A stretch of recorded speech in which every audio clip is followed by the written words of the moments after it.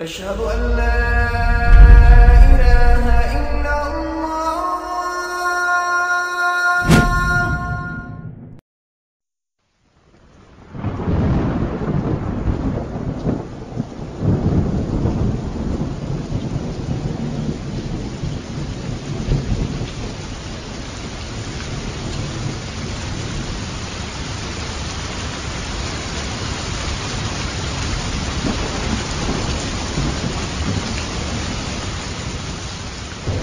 إِنَّا أَوْحَيْنَا إِلَيْكَ كَمَا أَوْحَيْنَا إِلَىٰ نُوحٍ وَالنَّبِيِّينَ مِن بَعْدِهِ وَأَوْحَيْنَا إِلَىٰ إِبْرَاهِيمَ وَإِسْمَاعِيلَ وَإِسْحَاقَ وَيَعْقُوبَ وَالْأَسْبَاطِ وَعِيسَىٰ وَأَيُّوبَ وَيُونُسَ وَهَارُونَ وَسُلَيْمَانَ وَآتَيْنَا دَاوُودَ زَبُورًا وَرُسُلًا قَدْ قَصَصْنَاهُمْ عَلَيْكَ مِن قَبْلُ وَرُسُلًا لَّمْ نَقْصُصْهُمْ عَلَيْكَ وَكَلَّمَ اللَّهُ مُوسَىٰ تَكْلِيمًا رُّسُلًا مُّبَشِّرِينَ وَمُنذِرِينَ لِئَلَّا يَكُونَ لِلنَّاسِ عَلَى اللَّهِ حُجَّةٌ بَعْدَ الرُّسُلِ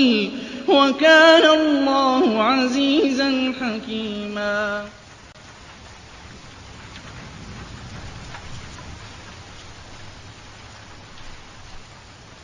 raindrops পরিবেশিত Bangla audio lecture series পথিকৃতদের পদচিহ্ন নবীদের জীবন। এই লেকচার সিরিজটি ধারাবাহিকভাবে আপনাদের সামনে তুলে ধরবে আমাদের পূর্ববর্তী নবীদের জীবন কাহিনী ও উজ্জ্বল ইতিহাস, তাদের ত্যাগ, ধৈর্য, আল্লাহর পথে সংগ্রামের গল্প এবং তাদের রেখে যাওয়া অসামান্য শিক্ষা ও আদর্শ। আলহামদুলিল্লাহ ওয়াসসালাতু ওয়াসসালামু আলা সাইয়্যিদিনা মুহাম্মদ ওয়া আলা আলিহি ওয়া আসহাবিহি ওয়া সাল্লাম তাসলিমান কাসীরা। সাইয়্যিদিনা মূসা আলাইহিস সালামকে আল্লাহ সুবহানাহু ওয়া তাআলা ফিরআউনের বাড়িতে, ফিরআউনের প্রাসাদে বড় করে তুলছিলেন। আল্লাহ সুবহানাহু ওয়া তাআলা সেই অবস্থা বর্ণনা করে আমাদেরকে বলছেন, ওয়ালাম্মা বালাগা আশুদ্দাহু ওয়াস্তাওয়া, যখন মূসা যৌবনে পদার্পণ করলেন এবং পরিণত বয়স্ক হয়ে গেলেন, আতাইনাহু হুকমা ওয়া ইলমা, তখন আমি তাকে হুকুম, প্রজ্ঞা এবং ইলম, জ্ঞান দান করলাম। وَلَمَّا بَلَغَ أَشُدَّهُ وَاسْتَوَىٰ آتَيْنَاهُ حُكْمًا وَعِلْمًا وَكَذَٰلِكَ نَجْزِي الْمُحْسِنِينَ। আল্লাহ সুবহানাহু ওয়া তাআলা বলছেন, ওয়াকাযালিকা নাজজিল মুহসিনিন, এভাবেই আমি সৎকর্মীদেরকে বদলা দিয়ে থাকি, প্রতিদান দিয়ে থাকি। মূসা আলাইহিস সালাম যখন বড় হচ্ছিলেন, আল্লাহ সুবহানাহু ওয়া তাআলা তাকে ইলম দান করলেন, এবং শুধু ইলম নয়, সেটাকে বুঝার ক্ষমতা, প্রজ্ঞা, হুকুম, এটা আল্লাহ সুবহানাহু ওয়া তাআলা তাকে দান করলেন। ইলম অনেকটা ইনফরমেশনের মতো, তথ্য জানার মতো, এবং সেই তথ্যকে প্রসেস করে সঠিক সিদ্ধান্তে পৌঁছানোর জন্য আপনার প্রয়োজন সেই ইলমকে বুঝার ক্ষমতা, প্রজ্ঞা। আল্লাহ সুবহানাহু ওয়া তাআলা উভয় বিষয় সাইয়্যিদিনা মূসা আলাইহিস সালামকে দান করলেন। এর আগে যখন আমরা সাইয়্যিদিনা ইউসুফ আলাইহিস সালামের কাহিনী আলোচনা করেছি, ইউসুফ আলাইহিস সালাম তিনি যখন বড় হচ্ছিলেন মিশরেরই আজিজের গৃহে, আল্লাহ সুবহানাহু ওয়া তাআলা সেখানেও এই দুইটি বিষয়ের কথা উল্লেখ করেছেন। ইউসুফ আলাইহিস সালামকে আল্লাহ সুবহানাহু ওয়া তাআলা প্রজ্ঞা দান করেছেন, ইলম দান করেছেন। সুতরাং ইলম এবং প্রজ্ঞা এই দুইটি হচ্ছে এমন দুটি বিষয় যার মাধ্যমে আল্লাহ সুবহানাহু ওয়া তাআলা তার সমস্ত নবীদের ব্যক্তিত্বকে বিকশিত করেছেন, মানসিকতাকে পরিপূর্ণ করেছেন। শুধুমাত্র ইলম নয়, শুধুমাত্র হুকুম নয়, উভয় বিষয়ের সমন্বয়ে আল্লাহ সুবহানাহু ওয়া তাআলা সাইয়্যিদিনা মূসা আলাইহিস সালামের ব্যক্তিত্বকে গড়ে তুলছিলেন। এটা হচ্ছে মূসা আলাইহিস সালামের মানসিক অবস্থার বর্ণনা। তার শারীরিক গঠন কেমন ছিল, দৈহিক বর্ণনা কে দিয়েছেন? আল্লাহ রাসূল সাল্লাল্লাহু আলাইহি ওয়াসাল্লাম তিনি মূসা আলাইহিস সালামের দৈহিক গঠনের বর্ণনা দিয়েছেন। রাসূলুল্লাহ সাল্লাল্লাহু আলাইহি ওয়াসাল্লাম তিনি বলেছেন, মূসা আলাইহিস সালাম তিনি ছিলেন সুঠাম দেহের অধিকারী, শক্তিশালী একজন ব্যক্তি। রাসূলুল্লাহ সাল্লাল্লাহু আলাইহি ওয়াসাল্লাম তিনি বলেছেন, মূসা আলাইহিস সালাম ছিলেন গাঢ় বর্ণের ত্বকের অধিকারী, শ্যামলা বর্ণের একজন ব্যক্তি। তার মাথার চুল ছিল কোকড়ানো। এটাই হচ্ছে হাদিসে বর্ণিত মূসা আলাইহিস সালামের দৈহিক বর্ণনা। সুতরাং তিনি খুবই ব্যক্তিত্ব সম্পন্ন একজন সুপুরুষ ছিলেন।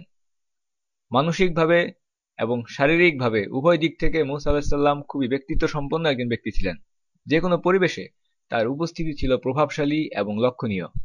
কিন্তু আজকে ইনশাআল্লাহ আমরা কুরআন থেকে এমন এক দিনের কাহিনী জানব, যেই দিন, যেই পরিবেশে সাইয়্যিদিনা মূসা আলাইহিস সালামের উপস্থিতিকে কেউ লক্ষ্য করেনি। আল্লাহ সুবহানাহু ওয়া তাআলা বলছেন, মূসা একদিন শহরে গিয়েছিলেন, যখন সেখানকার অধিবাসীরা ছিল অসতর্ক অবস্থায়, গাফিল অবস্থায়। আল্লাহ সুবহানাহু ওয়া তাআলা বলেন, ওয়াদাখালা আল মাদিনাতা আলা হিনি গাফলাতিন মিন আহলিহা। মূসা শহরে প্রবেশ করলেন যখন সেখানকার অধিবাসীরা ছিল অসতর্ক অবস্থায়। এই সময়টা হতে পারে দুপুরবেলা, যখন রোদের তীব্রতা বেশি থাকে, রাস্তাঘাটে মানুষ কম থাকে, কিংবা হতে পারে সন্ধ্যার পরে রাতের বেলা। আল্লাহ সুবহানাহু ওয়া তাআলা তিনি সবথেকে ভালো জানেন। কিন্তু মোট কথা হচ্ছে সেই সময়ে রাস্তাঘাট ফাঁকা ছিল, কোনো মানুষজন ছিল না। এরকম একটি সময়ে সাইয়েদনা মূসা আলাইহিস সালাম তিনি দেখলেন একটি স্থানে দুইজন ব্যক্তি একে অপরের সাথে কলহে লিপ্ত এবং একজন ব্যক্তি অপর ব্যক্তিকে প্রহার করছে। মূসা আলাইহিস সালাম, আমরা যখন তার ব্যক্তিত্ব সম্পর্কে আরো বিস্তারিত জানতে পারবো, সামনের দিকে যত আলোচনা হবে আমরা দেখতে পাবো মূসা আলাইহিস সালামের ব্যক্তিত্বটাই ছিল এমন, তিনি যদি দেখতেন কোথাও কোনো অন্যায় ঘটছে তাহলে সেটাকে সমাধান করার চেষ্টা করতেন।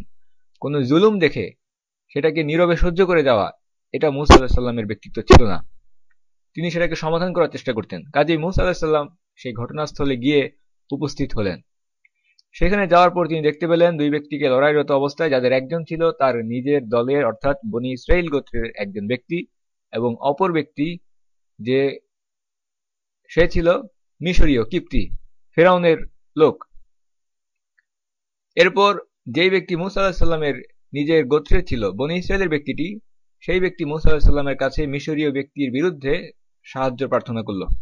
মূসা আলাইহিস সালাম বিষয়টি নিষ্পত্তি করার জন্য সেই মিশরীয় ব্যক্তিকে হাত দিয়ে আঘাত করলেন, তাকে থামিয়ে দিলেন। তাকে থামিয়ে দেওয়া ছিল উদ্দেশ্য।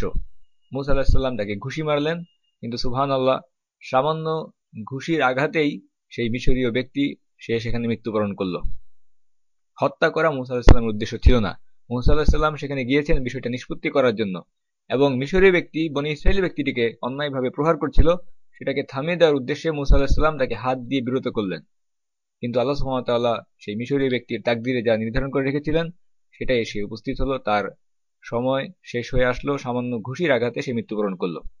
এবং সুবহানাল্লাহ, আমরা কুরআনেও দেখতে পাই আল্লাহ সুবহানাহু ওয়া তাআলা এই অবস্থা বর্ণনা করে আমাদেরকে বলছেন, ফাওয়াকাযাহু মূসা ফাকাদা আলাইহি।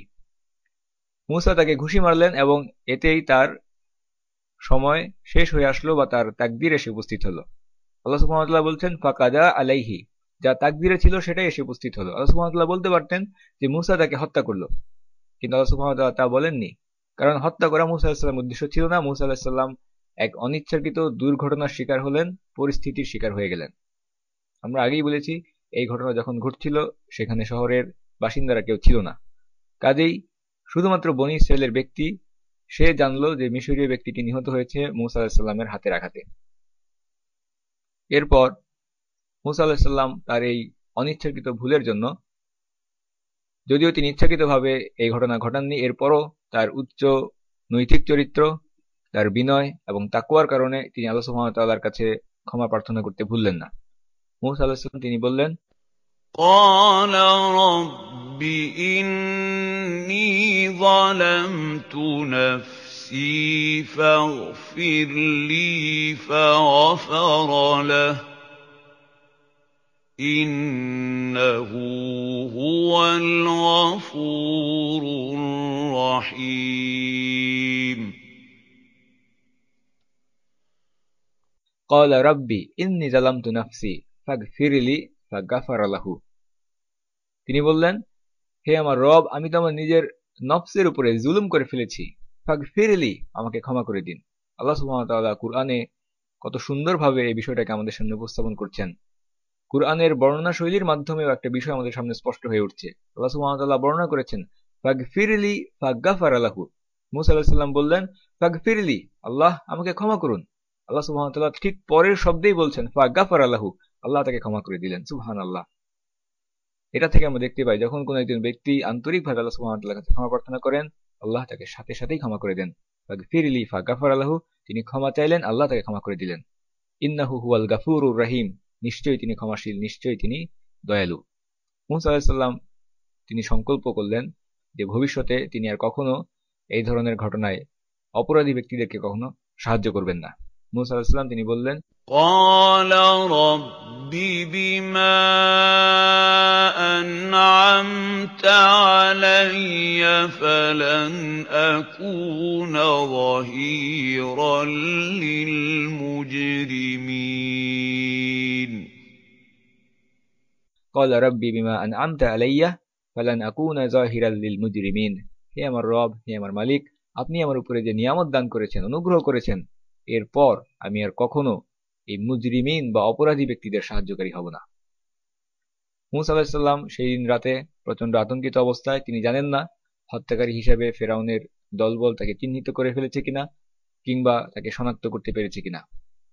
এরকম একটা অবস্থায় পরবর্তী দিন যখন সকাল হলো, মূসা আলাইহিস সালাম যখন শহরে বের হলেন, তিনি সেই দিন ছিলেন সকালবেলায় আতঙ্কিত অবস্থায়। আল্লাহ সুবহানাহু ওয়া তাআলা বলছেন, পরদিন তিনি সকালে উঠলেন, শহরে প্রবেশ করলেন ভীত আতঙ্কিত অবস্থায়। পরবর্তী দিন আবারও যখন মূসা আলাইহিস সালাম শহরে বের হলেন, তিনি দেখলেন একই দৃশ্য। গতকালকে যেই বনী ইসরায়েলের ব্যক্তিটি তার কাছে সাহায্য প্রার্থনা করছিল, সেই একই ব্যক্তি আজকেও একজন মিশরীয় ব্যক্তির সাথে কলহে লিপ্ত, ঝামেলায় লিপ্ত। কিভাবে একজন ব্যক্তি প্রতিদিন সবার সাথে সমস্যা থাকতে পারে? আজকেও যখন সেই বনী ইসরায়েলি ব্যক্তি গতকালকের মতোই মূসাকে দেখলো, সাহায্য প্রার্থনা করলো, মূসা আলাইহিস সালাম সেদিকে ছুটে গেলেন সাহায্য করার জন্য। এবং মূসা আলাইহিস সালাম তিনি যাওয়ার সময় বললেন, তুমি তো একজন প্রকাশ্য ঝামেলাবাজ লোক, তুমি তো একজন প্রকাশ্য পথভ্রষ্ট ব্যক্তি। মিশরীয় ব্যক্তিটিকে উদ্দেশ্য করে মূসা আলাইহিস সালাম এই কথাটি বলেছিলেন। মূসা আলাইহিস সালাম বললেন, তুমি তো একজন প্রকাশ্য ঝামেলাবাজ ব্যক্তি, পথভ্রষ্ট ব্যক্তি। এবং মূসা আলাইহিস সালাম সেদিকে ছুটে যাচ্ছিলেন বিষয়টা থামিয়ে দেওয়ার জন্য, এই বিষয়টিকে সমাধান করার জন্য মূসা আলাইহিস সালাম সেদিকে যাচ্ছিলেন। এখন সেই বনী ইসরায়েলের ব্যক্তিটি তার নিচু মন মানসিকতার কারণে এবং কাপুরুষতার কারণে সে ধরে নিল হয়তো মূসা তাকেই আঘাত করার জন্য আসছে, অথচ মূসা আলাইহিস সালাম যাচ্ছিলেন মিশরীয় ব্যক্তিকে থামিয়ে দেওয়ার জন্য। তার এই নিচু মন মানসিকতার কারণে সে ধরে নিল যে নিশ্চয়ই কোনো ব্যক্তি প্রতিদিন আমাকে সাহায্য করবে না। গতকালকে মূসা আমাকে সাহায্য করেছে, করার পরে একটা দুর্ঘটনা ঘটেছে, আজকে কেন সে আমার ডাকে সাড়া দিতে আসবে? এর মধ্যে মূসা আলাইহিস সালাম যখন বললেন, তুমি একজন প্রকাশ্য পথভ্রষ্ট ব্যক্তি, তুমি একজন ঝামেলাবাজ লোক, সেই বনী ইসরায়েলি ব্যক্তিটি ধরেই নিল যে মূসা আজকে তাকে সাহায্য করবে না, বরং তাকেই বিরত করার জন্য ছুটে আসছে। আল্লাহ সুবহানাহু ওয়া তাআলা বলছেন, فَلَمَّا أَنْ أَرَادَ أَنْ يَبْطِشَ بِالَّذِي هُوَ عَدُوٌّ لَهُمَا قَالَ يَا مُوسَىٰ أَتُرِيدُ أَن تَقْتُلَنِي كَمَا قَتَلْتَ نَفْسًا بالأمس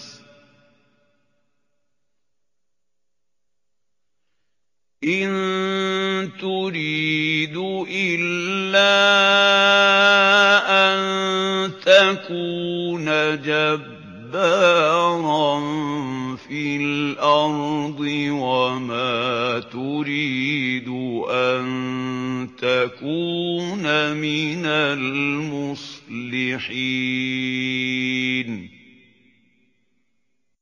আল্লাহ সুবহানাহু ওয়া তাআলা বলছেন, এরপর মূসা যখন উভয়ের শত্রুকে শায়েস্তা করতে চাইলেন, তখন সে বলে উঠল, গতকালকে তুমি যেভাবে এক ব্যক্তিকে হত্যা করেছিলে সেভাবে কি আজকে আমাকে হত্যা করতে চাও? তুমি তো পৃথিবীতে স্বৈরাচারী হতে যাচ্ছ এবং সন্ধি স্থাপনকারী, শান্তি স্থাপনকারী হতে চাও না। সুবহানাল্লাহ। এই ঘটনার আগ পর্যন্ত কেউ জানত না কে সেই মিশরীয় ব্যক্তিকে হত্যা করেছে, কিন্তু প্রকাশ্যে সকালবেলায় যখন রাস্তাঘাটে লোকজন, জনসমাবেশ, সেখানে বনী ইসরাইলের ব্যক্তিটি সবার সামনে প্রকাশ করে দিল মূসা হচ্ছে সেই ব্যক্তি যে গতকালকে মিশরীয় ব্যক্তিকে হত্যা করেছিল, এবং সেখানে উপস্থিত মিশরীয় ব্যক্তিটি এই খবর শুনে ফেলল। মুহূর্তের মধ্যে এই ঘটনা চারদিকে ব্রেকিং নিউজ হিসাবে, বড় ঘটনা, বড় খবর হিসাবে চারিদিকে ছড়িয়ে পড়ল। কারণ এটা সাধারণ কোনো হত্যাকাণ্ড হিসাবে কেউ বিবেচনা করছিল না, সবাই বিবেচনা করছিল এভাবে যে একজন মিশরীয় ব্যক্তি নিহত হয়েছে একজন বনী ইসরায়েলি ব্যক্তির হাতে। উল্লেখ্য, আমরা আলোচনায় উল্লেখ করেছি যে তৎকালীন সমাজ ব্যবস্থায় মিশরে বনী ইসরায়েলিরা ছিল সব থেকে নিচু শ্রেণী, দাস শ্রেণী, তাদের সাথে দাস দাসীর মতো আচরণ করা হতো। অপরদিকে মিশরীয়রা, কিপ্তিরা, ফেরাউনের লোকজন, তারা ছিল সব থেকে উঁচু এলিট শ্রেণী। কাজেই সব থেকে নিচু শ্রেণীর একটা লোক যখন সবচেয়ে উঁচু শ্রেণীর একজন লোককে হত্যা করলো, পলিটিক্যালি, রাজনৈতিকভাবে বিষয়টা একটা বড় ইস্যু ধারণ করলো। কাজেই এই মামলা শুধুমাত্র আদালত পর্যন্ত সীমাবদ্ধ থাকলো না, এটা চলে গেল সরাসরি সরকার প্রধান ফেরাউন পর্যন্ত। ফেরাউন এবং তার মন্ত্রী পরিষদ তারা পর্যন্ত এই বিষয়টা নিয়ে আলোচনা করতে শুরু করলো। বিষয়টাকে আমরা অনেকটা এভাবেও বুঝতে পারি। আমাদের দেশে আমরা দেখে থাকি অনেক সময় অনেক খুন খারাপি হয়, রাজনৈতিক কারণে, বিভিন্ন তুচ্ছ কারণে এখানে সেখানে লাশ পড়ে থাকে। বিচার দূরে থাকুক, মামলাও নেওয়া হয় না অনেক সময়। কিন্তু কি হয়, যদি একজন ইসলাম বিদ্বেষী ব্যক্তি মারা যায়, তখন সমস্ত রাষ্ট্র নড়ে চড়ে বসে, যেভাবেই হোক হত্যাকারীকে শনাক্ত করতে হবে, ধরতে হবে। একদিকে রাষ্ট্র নিজে অসংখ্য হত্যাকাণ্ডে অংশগ্রহণ করে, রাষ্ট্রীয় কারণে বিভিন্ন মানুষকে অন্যায়ভাবে হত্যা করে, সেগুলোর কোনো বিচার হয় না। কিন্তু যখনই রাজনৈতিক ইস্যুর কারণে বা পলিটিক্যালি গুরুত্বপূর্ণ কোনো বিষয় পাওয়া যাবে, তখন সমস্ত রাষ্ট্র নড়েচড়ে বসে যেভাবেই হোক হত্যাকারীকে চিহ্নিত করে শাস্তি প্রদান করতে হবে, যেন তারা ন্যায় বিচার প্রতিষ্ঠা করতে খুবই তৎপর। একদিকে আমরা দেখতে পাই ফেরাউন সে প্রতি বছরে অসংখ্য শিশু সন্তানদেরকে, পুত্র সন্তানদেরকে জবাই করেছে নিজে ক্ষমতায় টিকে থাকার জন্য। এগুলো তাদের সমাজে কোনো অপরাধ ছিল না। ফেরাউনের সমাজ ব্যবস্থায় এগুলো ছিল গ্রহণযোগ্য, এগুলোর কোনো বিচার করাও তারা দরকার মনে করেনি। অপরদিকে অনিচ্ছাকৃতভাবে দুর্ঘটনার শিকার হয়ে এক ব্যক্তি মুসা আলাইহিস সালামের হাতে মৃত্যুবরণ করল, সেটাকে তারা শাস্তি দেওয়ার জন্য নড়ে চড়ে বসল। অপরদিকে মুফাসসিরগণ তারা উল্লেখ করেছেন, মুসা আলাইহিস সালাম যখন বড় হয়ে উঠলেন, তারা ইতিমধ্যে প্রাসাদের লোকজন এবং ফেরাউনের সাথীরা তারা জেনে গেল এই মুসা সে বনী ইসরায়েলীদেরই মধ্যে একজন ব্যক্তি।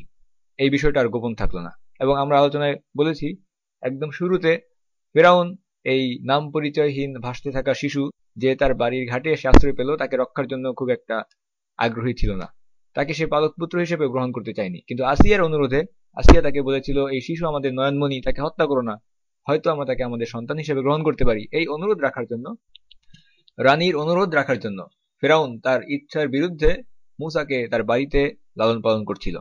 কাজেই ফেরাউন কিংবা মিশরীয়দের চোখে, ফেরাউনের মন্ত্রী পরিষদ, সৈন্য সামন্ত কারোর চোখেই মুসা কখনো প্রিয় কোনো ব্যক্তি ছিলেন না।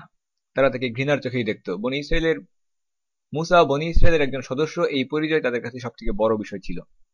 এতদিন তারা সেই সুযোগ খুঁজে এসেছে কিভাবে মুসাকে শায়েস্ত করা যায়, কিভাবে তার বিরুদ্ধে ব্যবস্থা গ্রহণ করা যায়।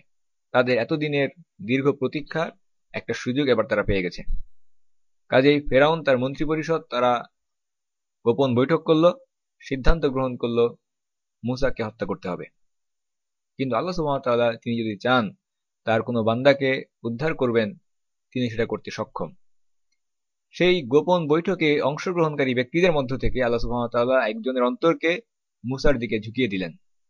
কুরআনে আল্লাহ সুবহানাহু ওয়া তাআলা সেই বিষয়টি আমাদের সামনে বর্ণনা করে বলছেন, একজন ব্যক্তি মুসাকে এই সংবাদ দেওয়ার জন্য শহরের এক প্রান্ত থেকে দৌড়ে ছুটে আসলো এবং ছুটে এসে সে মুসাকে বলল, আল্লাহ সুবহানাহু ওয়া তাআলা বলছেন, قال يا موسى إن الملأ يأتمرون بك ليقتلوك فاخرج إني لك من الناصحين। হে মুসা, রাজ্যের পারিষদবর্গ তোমাকে হত্যার পরামর্শ করছে। ফাখরুজ ইন্নী লাকা মিনান নাসিহিন, তুমি বের হয়ে যাও, আমি তোমার হিতাকাঙ্ক্ষী, আমি তোমার ভালো চাই। সুতরাং আমরা দেখতে পাচ্ছি এটাই হচ্ছে সেই ঘটনা, যেই ঘটনার কারণে সাইয়েদনা মুসা আলাইহিস সালাম হিজরত করতে বাধ্য হলেন এবং তিনি মিশর ছেড়ে অন্যত্র চলে যেতে বাধ্য হলেন।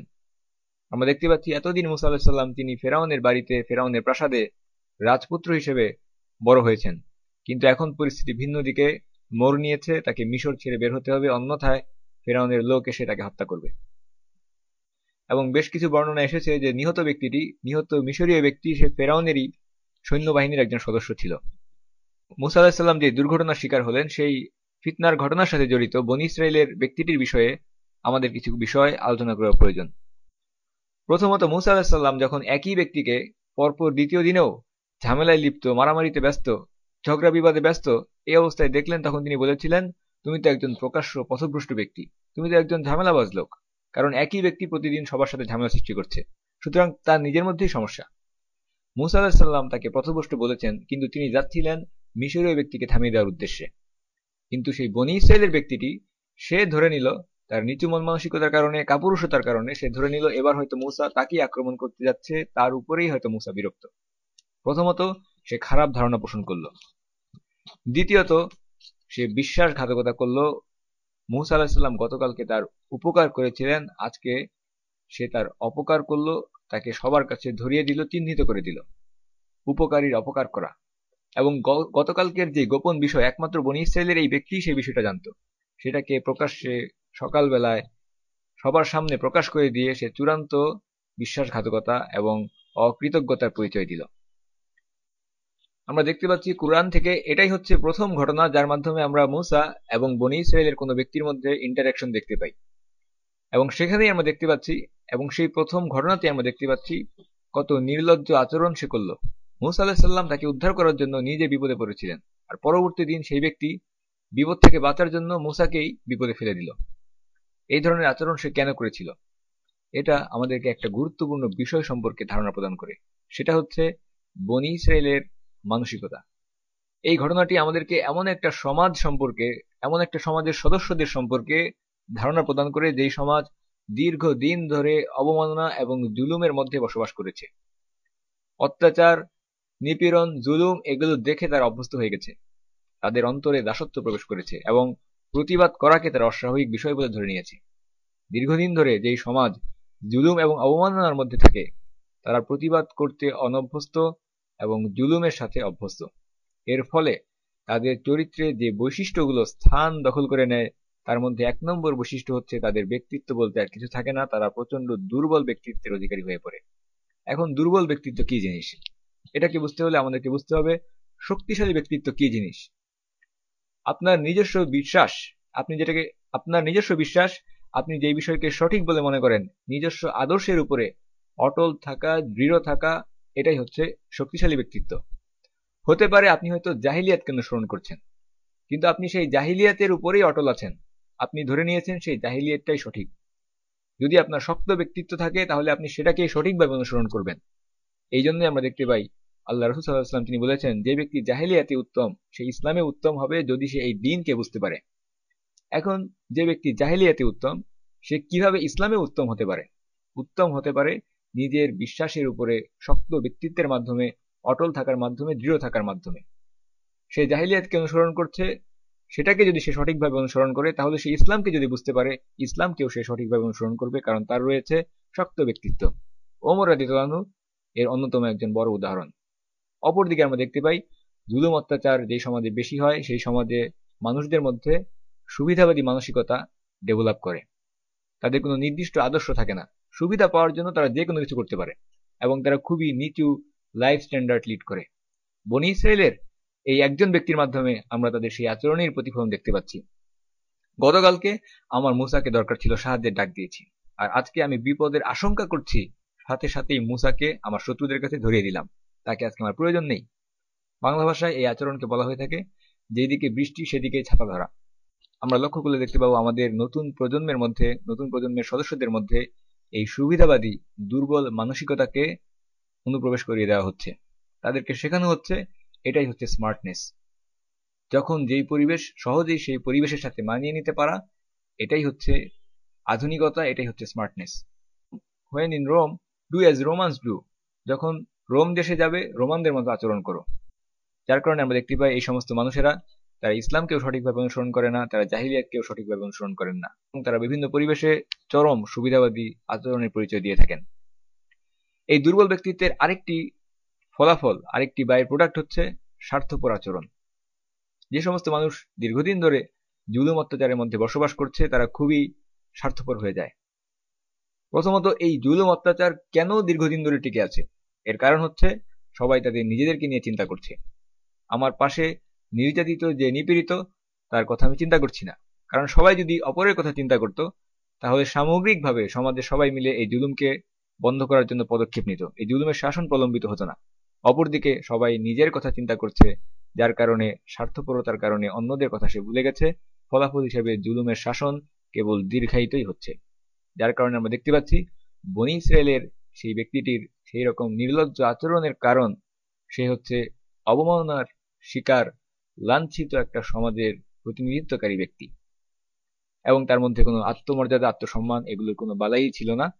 কারণ যার মধ্যে ন্যূনতম আত্মসম্মান থাকবে এরকম একজন ব্যক্তি যে গতকালকে তাকে বিপদ থেকে উদ্ধার করেছে, পরের দিন নিজে বিপদ থেকে বাঁচার জন্য তার সাথে বিশ্বাসঘাতকতা করবে না, তাকে বিপদে ফেলবে না। জুলুম দেখে জুলুমের বিরুদ্ধে প্রতিবাদ না করে আমরা অনেক সময় বলে থাকি আমরা নিরপেক্ষ আচরণ করছি, কিন্তু বাস্তবতা হচ্ছে নিরপেক্ষ বলে কোনো পক্ষ নেই। হয় আপনি সত্যের পক্ষে অথবা মিথ্যার পক্ষে। কোনো পরিবেশ পরিস্থিতিতে প্রকাশ্যে মিথ্যা বিজয়ী হচ্ছে, অথচ আপনি সত্য জানেন, এরপরও আপনি চুপ করে আছেন, এর অর্থ হচ্ছে আপনি মিথ্যারই পক্ষে, আপনি নিরপেক্ষ নন। বনী ইসরায়েলের সেই ব্যক্তি এবং বনী ইসরায়েল সম্পূর্ণ জাতি, তারা তেমনিভাবে নীরব আচরণের মাধ্যমে জুলুমকে সহ্য করে মিথ্যা এবং ফেরাউনের রাজত্বকে তারা টিকিয়ে রেখেছিল নিজেদের নিষ্পৃহতার মাধ্যমে। কাজেই সেই জুলুম অত্যাচারের বিরুদ্ধে মূসা যখন কাজ করলেন, মূসার সেই কাজকেই ফেরাউনের অথরিটির কাছে তারা প্রকাশ করে দিল।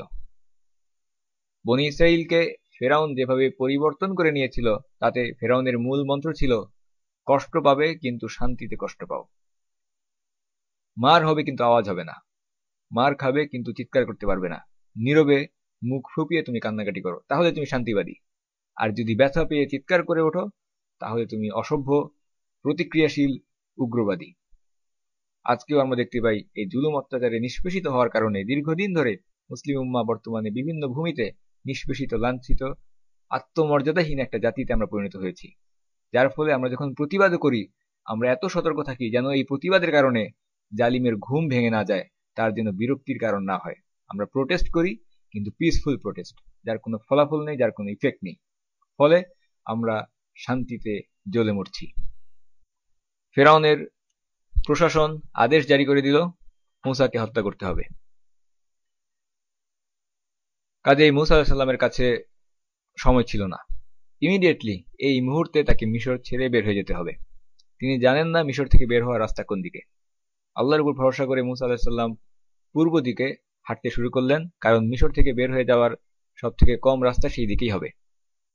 আল্লাহ সুবহানাহু ওয়া তাআলা বলছেন, فخرج منها خائفا يترقب قال رب نجني من القوم الظالمين। এরপর তিনি সেখান থেকে আতঙ্কিত অবস্থায় বের হয়ে পড়লেন পথ দেখতে দেখতে এবং বললেন, হে আমার রব, আমাকে জালিম সম্প্রদায়ের কবল থেকে রক্ষা করো। মূসা আলাইহিস সালাম আল্লাহর কাছে দোয়া করলেন, ইয়া আল্লাহ, হে আমার রব, আপনি আমাকে এই জালিম সম্প্রদায়ের কাছ থেকে রক্ষা করুন। এবং মূসা আলাইহিস সালাম যখন তিনি পূর্ব দিকে রওনা হয়ে গেলেন, তিনি জানেন না তিনি কোন দিকে যাচ্ছেন, কিন্তু মূলত তিনি যাচ্ছিলেন মাদিয়ানের দিকে। এবং সেই সময় তিনি বলছিলেন, قال عسى ربي أن يهديني سواء السبيل।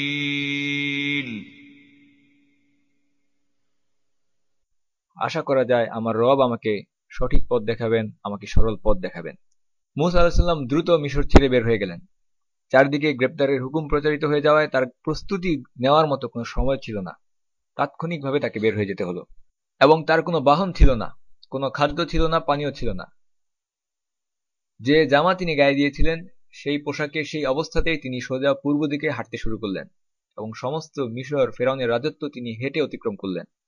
কিছু বর্ণনায় বলা হয়েছে যে প্রথমে তার পায়ে জুতো ছিল এবং তিনি যখন হাঁটতে শুরু করলেন, এই জুতো ক্ষয় হয়ে ছিঁড়ে গেল। এরপরও তিনি হাঁটতে থাকলেন, এমনকি এক পর্যায়ে তিনি খালি পায়ে হাঁটতে বাধ্য হলেন যখন তার পায়ের চামড়া পর্যন্ত ছিঁড়ে গেল। যাত্রাপথে কোনো খাদ্য তার সাথে ছিল না, তিনি যেখানে যা পেতেন সেটাই খাদ্য গ্রহণ করতেন। খাদ্যের অভাবে একসময় তিনি গাছের পাতা গ্রহণ করতে বাধ্য হলেন। গাছের পাতার শুষ্কতা এবং রুক্ষতার কারণে তার ঠোঁট এবং জিহ্বার আশেপাশে ঘা হয়ে গেল। মূসা আলাইহিস সালামের এই দীর্ঘ পথে কোনো সফর সঙ্গীত ছিল না, কোনো গাইড ছিল না যে তাকে পথ দেখাবে। খাদ্যহীন, সহায় সম্বলহীন, বন্ধুহীন, পরিবারহীন, নিঃসঙ্গ এক মুসাফির আজকে মূসা আলাইহিস সালাম। মিশর থেকে বের হতে হলে কত দূর যেতে হবে তিনি জানেন না। মিশর থেকে বের হয়ে নিরাপদ স্থানে পৌঁছানোর জন্য তাকে ঠিক কত দূর পথ হাঁটতে হবে তিনি জানেন না। এরকম অনিশ্চয়তার মধ্যে মূসা আলাইহিস সালাম পথ চলতে চলতে এক স্থানে গিয়ে হাজির হলেন, যে স্থানটির নাম ছিল মাদিয়ান। কিন্তু মূসা আলাইহিস সালাম তিনি তখনও জানেন না এটা কি ফেরাউনের রাজত্বের মধ্যে নাকি এর বাইরে। কিছু কিছু বর্ণনায় এসেছে সাইয়েদনা মূসা আলাইহিস সালাম ক্রমাগত 7 রাত এবং 8 দিন হেঁটে চললেন, যতক্ষণ না পর্যন্ত তিনি সেই কুয়োর ধারে এসে উপস্থিত হলেন। এবং সেখানে তিনি কি দেখতে পেলেন আল্লাহ সুবহানাহু ওয়া তাআলা কুরআনে বর্ণনা করে বলছেন, ওয়ালাম্মা ওয়ারাদা মা'a মাদিয়ান ওয়াজাদা আলাইহি উম্মাতাম মিনান নাসি ইয়াসকুন وجد عليه أمة من الناس يسقون ووجد من دونهم امرأتين تذودان আল্লাহ সুবহানাহু ওয়া তাআলা কুরআনে বর্ণনা করে বলছেন, যখন তিনি মাদিয়ানের কুয়োর ধারে পৌঁছালেন তখন কুয়োর ধারে তিনি একদল লোককে দেখতে পেলেন। তারা তাদের জন্তুদেরকে পানি পান করানোর কাজে ব্যস্ত, এবং তাদের পেছনে দুইজন স্ত্রীলোককে মূসা দেখলেন যারা তাদের পশুদেরকে আগলিয়ে রাখছে। সাইয়েদনা মূসা আলাইহিস সালাম তিনি সেখানে গেলেন এবং বললেন, قال ما خطبكما قالتا لا نسقي حتى يصدر الرعاء وأبونا شيخ كبير মা খাতবুকুমা, আপনাদের কি ব্যাপার? তারা বললেন, আমরা আমাদের জন্তুদেরকে পানি পান করাতে পারছি না যে পর্যন্ত না রাখালরা তাদের জন্তুদেরকে নিয়ে সরে যাচ্ছে, এবং আমাদের পিতা ও আবুনা শাইখুন কাবীর, এবং আমাদের পিতা খুবই বৃদ্ধ ব্যক্তি। সাইয়েদনা মূসা আলাইহিস সালাম তিনি নিজে জীবনের ঝুঁকি নিয়ে প্রচন্ড ক্লান্ত অবস্থায় যখন সেই স্থানে এসে উপস্থিত হলেন, এই দীর্ঘ পথ পাড়ি দিয়ে পায়ে হেঁটে এসে তিনি দেখলেন এক দৃশ্য যেখানে একদল লোক তাদের পশুদেরকে পানি পান করাচ্ছে, কিন্তু দুইজন নারী তারা তাদের পশুদেরকে পানি পান করাতে পারছেন না। তারা তাদের পশুগুলোকে নিয়ে দূরত্বে অবস্থান করছেন, কিছু দূরে অবস্থান করছেন। ভিড়, ঠেলাঠেলি এবং ধাক্কাধাক্কির কারণে তারা সেই কুয়োর কাছে আসতে পারছেন না। মূসা আলাইহিস সালাম চূড়ান্ত ক্লান্ত, দীর্ঘ পথ চলে তার পায়ের চামড়া পর্যন্ত ছিলে গেছে। কাউকে সাহায্য করার উপযুক্ত সময় এটা ছিল না, কিন্তু দুর্বলকে মজলুমকে সাহায্য করাই ছিল তার স্বভাব। কাজেই তিনি সেখানে গেলেন এবং প্রশ্ন করলেন, আপনাদের কি সমস্যা? এবং তারা বললেন, এই লোকেরা না যাওয়া পর্যন্ত আমরা সেখান থেকে পানি নিতে পারবো না। কারণ সেই লোকেরা নিজেরাই পানি নেওয়ার জন্য একে অপরের সাথে ধাক্কাধাক্কি করছে, ভিড় ঠেলাঠেলি করছে। কাজেই কোনো ভদ্র মহিলার পক্ষে এই পুরুষদের সাথে ধাক্কাধাক্কি করে সেখান থেকে পানি গ্রহণ করা সম্ভবপর ছিল না। কাজেই সেখানে সেই পরিস্থিতিতে মূসা আলাইহিস সালাম যখন প্রথম এসে উপস্থিত হলেন, প্রথম লক্ষণীয় বিষয় হচ্ছে সেই দুইজন সম্ভ্রান্ত নারীর পর্দা করা। এবং এরপর আমরা দেখতে পাবো দ্বিতীয় লক্ষণীয় বিষয় যেটা ফুটে উঠল, সেটা হচ্ছে মূসা আলাইহিস সালামের প্রচন্ড শক্তিশালী ব্যক্তিত্ব, তার শক্তিশালী মানসিকতা। নিজের শেষ শক্তিটুকু দিয়ে হলেও তিনি মজলুমকে সাহায্য করবেন এবং তার হক আদায়ের চেষ্টা করবেন। এখন কিভাবে এটা জুলুম ছিল? দুইজন নারী কেন তাদের পশুকে পানি পান করাতে পারছেন না? সেখানে রাখালরা ভিড়, ধাক্কাধাক্কি, ঠেলাঠেলি করে, সবাই হুড়োহুড়ি করে, যার শক্তি যত বেশি সে তত বেশি পানি গ্রহণ করছিল এবং তাদের পশুদেরকে সে পান করাচ্ছিল, এবং তাদের পশুদেরকে সেই পানি পান করাচ্ছিল। অথচ যদি তারা সবাই সহযোগিতা করত, সেই কুয়ো থেকে সবাই পানি পান করতে পারত, পশুগুলো তৃপ্ত হতো, এবং সেই দুইজন নারী তাদের পশুগুলোকেও তারা পানি পান করতে পারতেন। একটা ঘটনা আমরা বোঝার জন্য উল্লেখ করতে পারি। একবার একজন শিক্ষক ক্লাসে তার 40 জন ছাত্রদেরকে বললেন যে এই বাক্সে 40টা কাগজ আছে এবং 40টা কাগজে 40 জনের নাম আলাদা করে প্রতি কাগজে একটা করে লেখা আছে। 2 মিনিট সময়, সবাই নিজের নাম লেখা কাগজটা খুঁজে বের করো এই বাক্স থেকে। এরপরে তিনি সেখানে তার স্টপওয়াচ অন করলেন। এই ঘোষণা দেওয়ার সাথে সাথে একসাথে সবাই হুড়হুড়ি করে সেখানে ঝাঁপিয়ে পড়ল। সবাই নিজের কথা চিন্তা করলো, 40টা কাগজের মধ্যে থেকে খুঁজে কোথায় নিজের নাম লেখা আছে কোন কাগজে সেটা পাওয়ার চেষ্টা করলো। ফলাফল হিসেবে 2 মিনিটের মধ্যে সেখানে একটা ভিড় ধাক্কাধাক্কির সৃষ্টি হলো। মাত্র 2-1 জন তার নিজের নাম লেখা কাগজ সেখান থেকে খুঁজে পেল। পরের দিন সেই একই শিক্ষক আবার বললেন, আজকেও আমরা গতকালকের কাজ করব, তবে একটু ভিন্নভাবে। এবারেও আমরা সময় 2 মিনিটই ঠিক করব, কিন্তু যদি আমার হাতে একটা কাগজ আসে এবং আমি যদি দেখি যে সেই কাগজে আমার নাম নেই, অন্য কারো নাম লেখা আছে, তাহলে সেই কাগজটাকে ফেলে না দিয়ে যার নাম লেখা আছে তাকে দিয়ে দিব। তাহলে কি ঘটবে? অন্য যার কাছে আমার নাম লেখা আছে সে তার কাগজটা আমার কাছে দিয়ে যাবে। এবং পরের দিন তিনি যখন একই কাজ করলেন, একই 2 মিনিটের মধ্যে প্রত্যেকেই তার নিজের নাম লেখা কাগজটাকে খুঁজে পেল। প্রত্যেকেই খুব সহজে তার নিজের নাম লেখা কাগজটাকে খুঁজে পেল।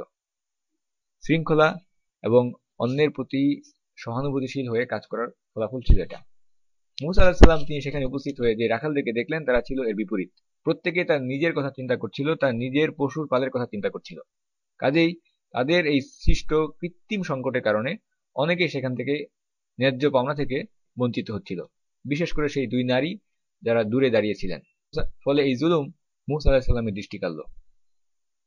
এবং এরপর মুসা আলাইহিস সালাম যে কাজটি করলেন সেই প্রসঙ্গে দুইটি বর্ণনা রয়েছে। একটি বর্ণনায় উল্লেখ করা হয়েছে যে চূড়ান্তভাবে ক্লান্ত পরিশ্রান্ত হওয়া সত্ত্বেও মুসা আলাইহিস সালাম সেখানে গেলেন এবং ওই সমস্ত রাখালদের সাথে ঠেলাঠেলি করে তিনি সেখান থেকে বেশ কয়েক বালতি পানি সংগ্রহ করে সেই দুই মহিলাকে দিলেন তাদের পশুপালকে দেওয়ার জন্য।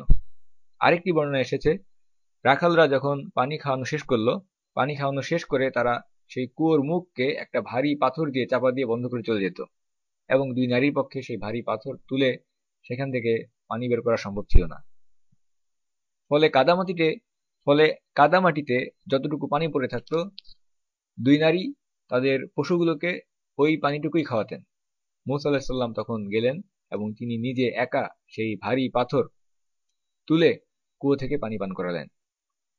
ঘটনা যেটাই ঘটুক না কেন আল্লাহ সুবহানাহু ওয়া তাআলা তিনি সবথেকে ভালো জানেন যে কোন ঘটনাটা ঘটেছিল, কিন্তু উভয় ঘটনার মধ্যে যেটা স্পষ্ট সেটা হচ্ছে দুই ঘটনাতেই সাইয়েদনা মুসা আলাইহিস সালামের শক্তির প্রমাণ আমরা পাচ্ছি। প্রথমত শারীরিক শক্তি এবং দ্বিতীয়ত মানসিক শক্তি। সম্পূর্ণ অপরিচিত ভিন্ন একটা পরিবেশে একজন মুসাফিরের বেশে যখন তিনি উপস্থিত, সেখানে উপস্থিত হয়েও সেই রাখালদের সাথে সংঘর্ষে লিপ্ত হওয়া এবং সেখান থেকে মজলুমের হক আদায় করে নেওয়া, এটা প্রচন্ড শক্তিশালী মানসিকতার স্বাক্ষর আমাদের সামনে উপস্থাপন করে। দীর্ঘ ভ্রমণের ক্লান্তির পর এই অতিরিক্ত শারীরিক পরিশ্রম করে মুসা আলাইহিস সালাম একেবারে চূড়ান্তভাবে ক্লান্ত। তার দাঁড়িয়ে থাকার মতো আর কোনো অবস্থা ছিল না। কোন ক্রমে তিনি একটি গাছের নিচে আশ্রয় গ্রহণ করলেন, সেখানে গিয়ে নিজের শরীরকে ছেড়ে দিলেন, শুয়ে পড়লেন। ছায়ার নিচে মাটির শয্যা গ্রহণ করলেন। যিনি মাত্র অল্প কয়েকদিন আগেও ছিলেন মিশরের রাজপুত্র, ফেরাউনের পালক পুত্র। আজকে তিনি নিঃস্ব, তার কাছে কিচ্ছু নেই, চূড়ান্ত ফকির অবস্থায়, জুতো পর্যন্ত নেই। এই অবস্থায় সেই গাছের নিচে শয্যা গ্রহণ করে ক্লান্ত কণ্ঠে, কাতর কণ্ঠে মুসা আলাইহিস সালাম আল্লাহ সুবহানাহু ওয়া তাআলার কাছে দোয়া করে বললেন, ثم تولى إلى الظل فقال رب إني لما أنزلت إلي من خير فقير। হে আমার রব, তুমি আমার উপর যে অনুগ্রহ নাজিল করবে আমি তারই মুখাপেক্ষী। একদিকে মুসা আলাইহিস সালাম যখন সেই গাছের নিচে বসে আল্লাহ সুবহানাহু ওয়া তাআলার কাছে সাহায্যের জন্য দোয়া করছেন, হে আল্লাহ, তুমি আমার প্রতি যে অনুগ্রহ নাজিল করবে, যে নিয়ামত দিবে আমি তারই মুখাপেক্ষী। এই কথাগুলো যখন বলছেন, ঠিক সেই সময়ে অন্যদিকে কি ঘটছে? সেই দুই নারী যারা ছিলেন দুই বোন, তারা তাদের পশুর পালকি নিয়ে বাড়িতে ফেরত গেলেন এবং গিয়ে তাদের বৃদ্ধ পিতার কাছে জানালেন আজকের ঘটনা এবং বললেন কেন তারা আজকে এত তাড়াতাড়ি তাদের পশুদেরকে পানি পান করিয়ে ফেরত আসতে পেরেছেন। সেই অচেনা মুসাফিরের কথা তারা তাদের পিতাকে জানালেন। এদিকে মুসা আলাইহিস সালাম আল্লাহ সুবহানাহু ওয়া তাআলার কাছে ফরিয়াদ করে বলছিলেন, ইয়া আল্লাহ, আপনি আমাকে যা দিবেন আমি সেটাই গ্রহণ করব। মুসা আলাইহিস সালাম যখন এই দোয়া করছিলেন, এই দোয়া শেষ হওয়ার আগেই আল্লাহর সাহায্য অলরেডি তার দিকে রওনা হয়ে গেছে। দোয়া তখনও শেষ হয়নি, কিন্তু এর মধ্যে আল্লাহ সুবহানাহু ওয়া তাআলা সেখানে মুসার জন্য সাহায্যকে পাঠিয়ে দিয়েছেন। সেই গাছের নিচে সেই দুই নারীর একজন এসে মুসা আলাইহিস সালামকে ডাকলেন এবং তিনি মুসা আলাইহিস সালামের কাছে এসে বললেন, আল্লাহ সুবহানাহু ওয়া তাআলা কুরআনে বর্ণনা করে আমাদেরকে বলছেন, فجاءته إحداهما تمشي على استحياء قالت إن أبي يدعوك ليجزيك أجر ما سقيت لنا। এরপর বালিকাদ্বয়ের একজন লজ্জা জড়িত পদক্ষেপে তার কাছে আগমন করলেন এবং বললেন, আমার পিতা আপনাকে ডেকেছেন যাতে আপনি যে আমাদেরকে পানি পান করিয়েছেন তার বিনিময়ে আপনাকে পুরস্কার প্রদান করা হবে। সেই নারী কিভাবে মুসা আলাইহিস সালামের কাছে এসেছিলেন আল্লাহ সুবহানাহু ওয়া তাআলা সেই পরিস্থিতি বর্ণনা করে বলেছেন, তিনি হাঁটছিলেন হায়ার সাথে, লজ্জাশীলতার সাথে হেঁটে মুসা আলাইহিস সালামের কাছে এসে তিনি বললেন, আমাদের পিতা আপনাকে ডাকছেন। আল্লাহ সুবহানাহু ওয়া তাআলা বলছেন, আলা ইস্তিহিয়া, তিনি হাঁটছিলেন লজ্জা জড়িত পদক্ষেপে, লজ্জাশীলতার সাথে। সেই নারী সেখানে এসে উপস্থিত হলেন লজ্জাশীলতার সাথে এবং তিনি স্পষ্ট করে সংক্ষেপে তার বক্তব্য শেষ করলেন। তিনি বললেন, আমার পিতা আপনাকে ডাকছেন বিনিময় দেওয়ার জন্য যে অনুগ্রহ আপনি আমাদের পশুগুলোর প্রতি করেছেন পানি পান করিয়ে। সুতরাং আমরা দেখতে পাচ্ছি সরাসরি স্পষ্টভাবে কথা বলা এটাই হচ্ছে লজ্জাশীল আচরণের বৈশিষ্ট্য। অপ্রয়োজনীয় বাক্যালাপ, কথা বাড়ানো, ভনিতা করা এটা লজ্জাশীল আচরণ নয়। লজ্জাশীলতা হচ্ছে স্পষ্টভাবে সংক্ষেপে কথা শেষ করা, অতিরিক্ত বিষয়গুলোকে এড়িয়ে যাওয়া। এবং এই লজ্জা বা হায়া এমন একটা বৈশিষ্ট্য বর্তমানে আমরা যেটা দেখতে পাচ্ছি আমাদের নারী পুরুষদের মধ্য থেকে এটা হারিয়ে যাচ্ছে, এমনকি মুসলিম সমাজ থেকেও ধীরে ধীরে বিলুপ্ত হয়ে যাচ্ছে। প্রথম কথা যেটা আমাদেরকে জেনে রাখতে হবে সেটা হচ্ছে লজ্জাশীলতা এটা শুধুমাত্র মহিলাদের কোনো বৈশিষ্ট্য নয়, নারী কিংবা পুরুষ উভয়ের জন্যই এটা উত্তম, উভয়ের জন্য এটা কল্যাণকর। লজ্জাশীলতা এমন একটা বৈশিষ্ট্য যা নারী এবং পুরুষ উভয়ের জন্যই কল্যাণকর। সাইয়েদনা উসমান ইবনে আফফান রাদিয়াল্লাহু তাআলা আনহু তিনি অত্যন্ত লাজুক ছিলেন। এমনকি রাসূলুল্লাহ সাল্লাল্লাহু আলাইহি ওয়াসাল্লাম তিনি যদি দেখতেন উসমান ইবনে আফফান রাদিয়াল্লাহু আনহু তিনি আগমন করেছেন, তাহলে তিনি বিশেষ ভঙ্গিতে বসতেন, বিশেষ ভঙ্গিতে কোনো একটা পরিস্থিতিতে উপস্থিত হতেন। এবং এই বিষয়ে পরবর্তীতে তাকে প্রশ্ন করা হলে তিনি বললেন, আমার কি এমন একজন ব্যক্তির সামনে লাজুক হওয়া উচিত নয় যাকে দেখে আল্লাহর ফেরেশতারাও লাজুক হয়ে যান? হায়া এটা ঈমানের একটি শাখা, ঈমানের একটি অঙ্গ। এই বৈশিষ্ট্য শুধুমাত্র নারীদের জন্য নয় বরং পুরুষদের জন্য প্রযোজ্য। সেই নারী লজ্জা জড়ানো পদক্ষেপে মুসা আলাইহিস সালামের কাছে আসলেন, কারণ তিনি এসেছেন একজন সম্পূর্ণ অপরিচিত ভিনদেশী ব্যক্তির সামনে। তিনি জানেন না এই ব্যক্তিকে। লাজুকভাবে সেই মুসলিম বোনটি এসে মুসা আলাইহিস সালামকে ডাকলেন এবং বললেন, আমার পিতা আপনার ঋণ শোধ করতে চান। এবং সুবহানাল্লাহ, এর মাধ্যমে আমরা সেই পরিবারটি সম্পর্কে ধারণা পাচ্ছি। সেই দুই বোন তারা যেভাবে তাদের উচ্চ চরিত্রের পরিচয় দিয়েছিলেন রাখালদের থেকে দূরত্ব অবলম্বন করে, তেমনি ভাবে তাদের সেই বৃদ্ধ পিতা তিনিও উচ্চ চরিত্রের পরিচয় দিচ্ছেন মুসা আলাইহিস সালাম যে অনুগ্রহ করেছেন তার বদলা দেওয়ার মাধ্যমে। সেই জন্য তিনি মুসাকে ডেকে পাঠিয়েছেন। তারা এসে বলেছেন, আমাদের সাহায্য করার জন্য আব্বা আপনাকে পুরস্কৃত করতে চান। সাইয়েদনা মুসা আলাইহিস সালাম সেই নারীকে অনুসরণ করলেন এবং কোন কোন সালাফ তারা বলেছেন সাইয়েদনা মুসা আলাইহিস সালাম তখন সামনে পথ হাঁটছিলেন এবং নারী ছিলেন পেছনে। মুসা আলাইহিস সালাম সেই বৃদ্ধ ব্যক্তির কাছে গিয়ে উপস্থিত হলেন। এই বৃদ্ধ ব্যক্তি মাদিয়ানের সেই বৃদ্ধ ব্যক্তি যাকে নারীরা বলেছিলেন ও আবুনা শাইখুন কাবীর, আমাদের পিতা একজন অত্যন্ত বৃদ্ধ লোক। সেই ব্যক্তি কে ছিলেন? কোন কোন মুফাসসিরিন তারা বলেছেন সেই ব্যক্তি ছিলেন সাইয়েদনা শুআয়ব আলাইহিস সালাম। যদিও এই বিষয়ে কুরআন বা সুন্নাহ থেকে সরাসরি শক্তিশালী কোনো দলিল পাওয়া যায় না, তবে এটা পরিচিত একটা মতামত যেটা সালাফদের মধ্যে অনেকেই একমত পোষণ করেছেন। সেই ব্যক্তি ছিলেন সাইয়েদনা শুআয়ব আলাইহিস সালাম। মুসা আলাইহিস সালাম নওজোয়ান, আজকে তিনি ভিন্ন পরিস্থিতির কারণে মাদিয়ানে হিজরত করতে আসতে বাধ্য হয়েছেন। তিনি সেই বৃদ্ধ ব্যক্তির কাছে গেলেন। আল্লাহ সুবহানাহু ওয়া তাআলা কুরআনে বলেছেন তিনি সেই বৃদ্ধ ব্যক্তির কাছে তার সমস্ত বৃত্তান্ত খুলে বলতে লাগলেন। এরপর মুসা যখন তার কাছে গেলেন, ওয়াকাসসা আলাইহিল কাসাসা, তিনি তার সমস্ত কেচ্ছা বা কাহিনীকে বর্ণনা করলেন। এবং মুসা আলাইহিস সালামের কাহিনী, বিভিন্ন ঘটনা, এটা ছিল খুবই কৌতূহলী এবং আগ্রহ উদ্দীপনা সৃষ্টিকারী। সেই বৃদ্ধ ব্যক্তি যখন সেই ঘটনাগুলো শুনলেন তিনি বললেন, ক্বালা লা তাকাফ, قال لا تخف نجوت من القوم الظالمين ক্বালা লা তাখাফ, ভয় করো না, তুমি জালিম সম্প্রদায়ের কবল থেকে রক্ষা পেয়ে গেছো। আমরা উল্লেখ করেছিলাম মুসা আলাইহিস সালাম যখন মিশর থেকে বের হচ্ছিলেন তিনি জানেন না তিনি কোন দিকে যাচ্ছেন। সেই সময় তিনি আল্লাহ সুবহানাহু ওয়া তাআলার কাছে দোয়া করে বলেছিলেন, হে আমার রব, তুমি জালিম সম্প্রদায়ের হাত থেকে আমাকে রক্ষা করো। এবং এখানে মাদিয়ানের সেই বৃদ্ধ ব্যক্তি তিনি মুসা আলাইহিস সালামকে বলছেন, লা তাখাফ, ভয় করো না, তুমি জালিম সম্প্রদায়ের কবল থেকে রক্ষা পেয়ে গেছো। সুতরাং তুমি যে স্থানে চলে এসেছো এটা আর মিশরের অন্তর্ভুক্ত নয়, ফেরাউনের রাজত্ব এখানে চলবে না, কাজেই তুমি নিরাপদ স্থানে চলে এসেছো। মুসা আলাইহিস সালাম মিশর থেকে বের হওয়ার সময় তিনি জানতেন না কোথায় যাচ্ছেন, কোন দিকে গেলে তিনি নিরাপদ আশ্রয় পাবেন। আল্লাহর উপর ভরসা করে তিনি পথ চলতে শুরু করেছিলেন এবং বলেছেন, আশা করা যায় আমার রব আমাকে পথ দেখাবেন। এবং আল্লাহ সুবহানাহু ওয়া তাআলা তার এই বান্দাকে ঠিক নিরাপদ স্থানেই নিয়ে এসেছেন। ক্লান্ত পরিশ্রান্ত মুসা আলাইহিস সালামের জন্য সর্বপ্রথম যে বিষয়টি দরকার ছিল সেটা ছিল নিরাপত্তা এবং দুশ্চিন্তা থেকে মুক্তি লাভ করা। এই বৃদ্ধের কথার মাধ্যমে মুসা আলাইহিস সালাম সেই দুইটি বিষয় লাভ করলেন। এবং একই সাথে মুসা আলাইহিস সালাম তিনি একজন নিঃস্ব ব্যক্তি। এর আগে তিনি একজন রাজপুত্র ছিলেন, ফেরাউনের পালক পুত্র ছিলেন, কিন্তু বর্তমানে পরিস্থিতির কারণে তিনি একজন ফকির বা চূড়ান্ত নিঃস্ব ব্যক্তি ছাড়া আর কিছুই নয়। সেই বৃদ্ধ ব্যক্তির যে কন্যাটিকে মুসা আলাইহিস সালামের কাছে পাঠানো হয়েছিল সেই কন্যা তার পিতাকে একটি চমৎকার বুদ্ধি দিলেন। আল্লাহ সুবহানাহু ওয়া তাআলা কুরআনে উল্লেখ করে বলেছেন, قالت إحداهما يا أبت استأجره বালিকা দ্বয়ের একজন বললেন, আব্বা, এই লোককে আপনি চাকর নিযুক্ত করুন। এখানে আমরা উল্লেখ করতে পারি, ঘরের বাইরে পশুদেরকে নিয়ে পানি পান করানোর কাজে তারা শুরু থেকে বিব্রত ছিলেন। পুরুষদের সাথে রাখালদের সাথে ভিড় ঠেলাঠেলির মধ্যে ধাক্কাধাক্কি করে পশুদেরকে পানি পান করানোর জন্য তারা কিছুতেই রাজি ছিলেন না, কিন্তু বাধ্য হয়ে তাদেরকে এই কাজ করতে হচ্ছিল। কাজেই তারা যখন দেখলেন একজন সম্পূর্ণ অপরিচিত মুসাফির ব্যক্তি যিনি এই কাজের জন্য উত্তম হতে পারেন, যদি তাকে এই কাজের জন্য শ্রমিক হিসাবে নিযুক্ত করা হয়, সেটা তাদেরকে এই কাজ থেকে মুক্তিদান করবে। সুতরাং এটা হচ্ছে নির্দেশক যে ঘরের বাইরে কাজ করার যন্ত্রণা থেকে মুক্তির জন্য সেই দুই নারী আগ্রহী ছিলেন। রাখালদের মধ্যে গিয়ে পানি পান করানো এটা নারীদের মর্যাদার সাথে মানানসই নয়।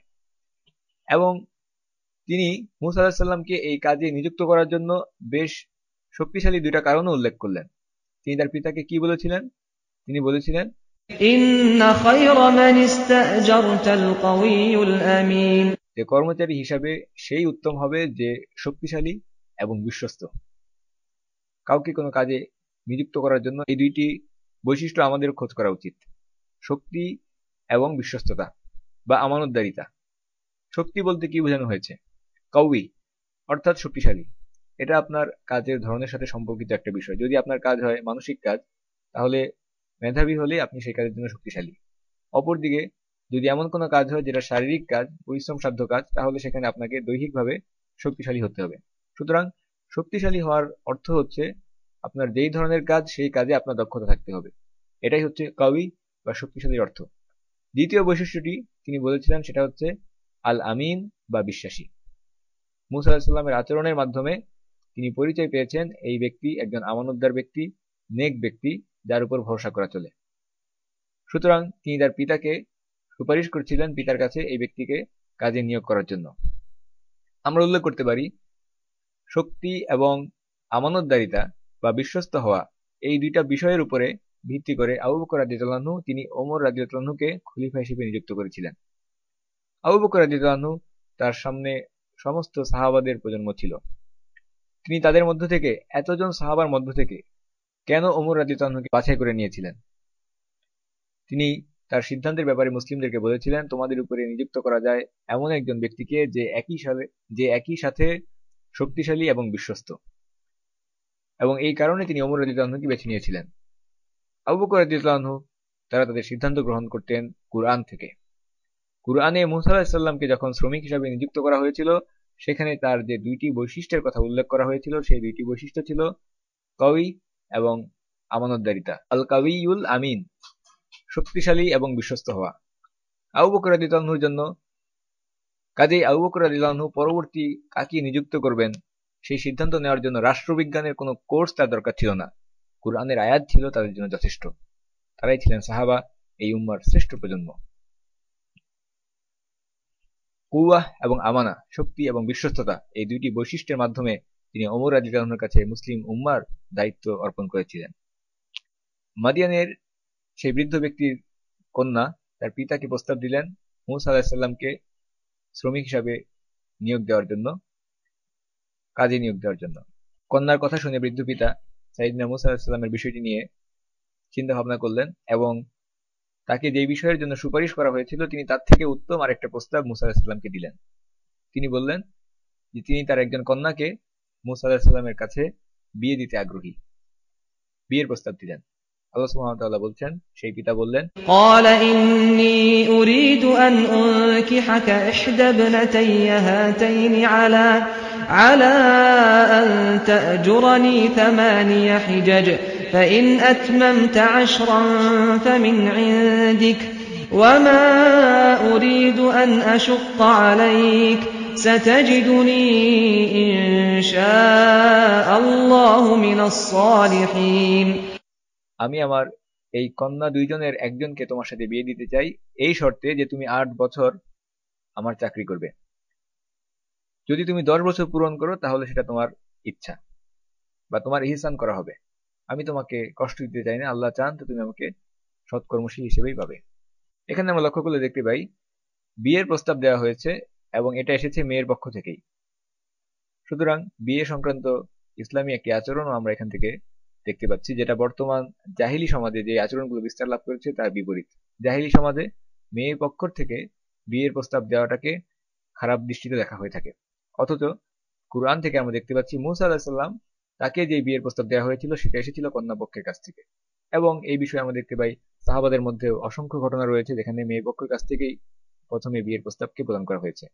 মূলত যেই সমাজে ব্যভিচার করা সহজ হয়ে যায়, অশ্লীলতা করা সহজ হয়ে যায়, সেই সমাজে এই সমস্ত ইসলামী রীতির বিপরীতে কৃত্রিম বিধিনিষেধ তৈরি করে সমস্যা সৃষ্টি করা হয়ে থাকে। 2 নম্বর বিষয়ে আমরা দেখতে পাই মূসা আলাইহিস সালামকে যখন পাত্র হিসেবে মূল্যায়ন করা হলো, মূসা আলাইহিস সালাম তার কি সম্পদ ছিল? তিনি একজন চূড়ান্ত নিঃস্ব ব্যক্তি, যার পায়ে জুতা পর্যন্ত ছিল না। সুতরাং সেই বৃদ্ধ ব্যক্তি, মাদিয়ানের বৃদ্ধ ব্যক্তি, তার মেয়ের জন্য পাত্র হিসেবে যখন মূসা আলাইহিস সালামকে মূল্যায়ন করলেন, তিনি তাকে মূল্যায়ন করেছেন তার সততা এবং আমানতদারিতার ভিত্তিতে। সম্পদের ভিত্তিতে মূসা আলাইহিস সালাম একজন নিঃস্ব ব্যক্তি, কিন্তু অন্তরের যে সম্পদ, সেই সম্পদের ভিত্তিতে মূসা আলাইহিস সালাম একজন ধনী ব্যক্তি, এবং সেটাকে মূল্যায়ন করেছিলেন মাদিয়ানের সেই বৃদ্ধ। মূসা আলাইহিস সালাম তিনি কেন নিঃস্ব? একজন বিপদগ্রস্ত ব্যক্তিকে সাহায্য করতে গিয়ে যে জটিলতা সৃষ্টি হলো, তার ফলশ্রুতিতে মূসা আলাইহিস সালামকে মাদিয়ানে হিজরত করে চলে আসতে হলো।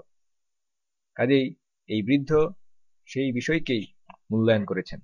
তিনি বললেন, আমি আমার একজন মেয়ের সাথে তোমার বিয়ে দিতে চাই, এবং বিনিময়ে তুমি কি মহারণা দিবে? তুমি আমার কাছে 8 বছর চাকরি করবে, আর যদি তুমি সম্পূর্ণ মেয়াদ পূরণ করো, 10 বছর পূরণ করো, 2 বছর অতিরিক্ত করো, এটা আমাদের চুক্তির মধ্যে থাকলো না, অতিরিক্ত, সেটা হবে তোমার পক্ষ থেকে আমার জন্য করা একটা ইহসান। মোট কথা মিনিমাম 8 বছর তোমাকে এখানে থাকতে হবে।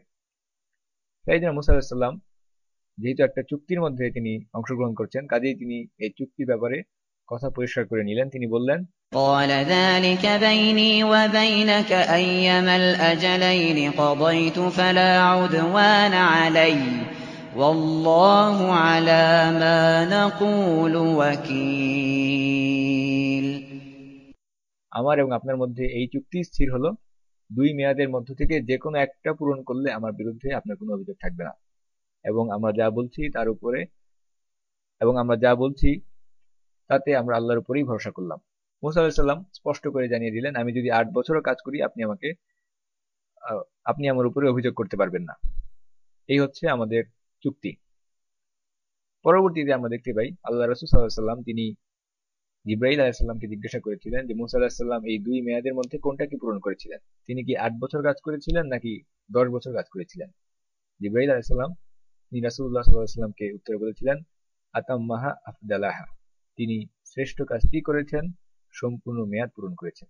সুতরাং সেটা হচ্ছে 10 বছর, এবং এটাকেই আমরা দেখি বলা হয়ে থাকে ইহসান ওয়া ইতকান, কোনো কাজকে সুচারুভাবে সম্পন্ন করা। ওয়াসাল্লাল্লাহু তাআলা আলা সাইয়্যিদিনা মুহাম্মদ ওয়া আলা আলিহি ওয়া আসহাবিহি ওয়াসাল্লাম তাসলিমান কাসীরা। রেইনড্রপস মিডিয়ার অন্যান্য প্রজেক্ট সম্পর্কে জানতে ভিজিট করুন www.raindropsmedia.org অথবা ফেসবুক পেজ www.facebook.com/raindropsmedia অথবা ইউটিউব চ্যানেল www.youtube.com/raindropsmediaorg2015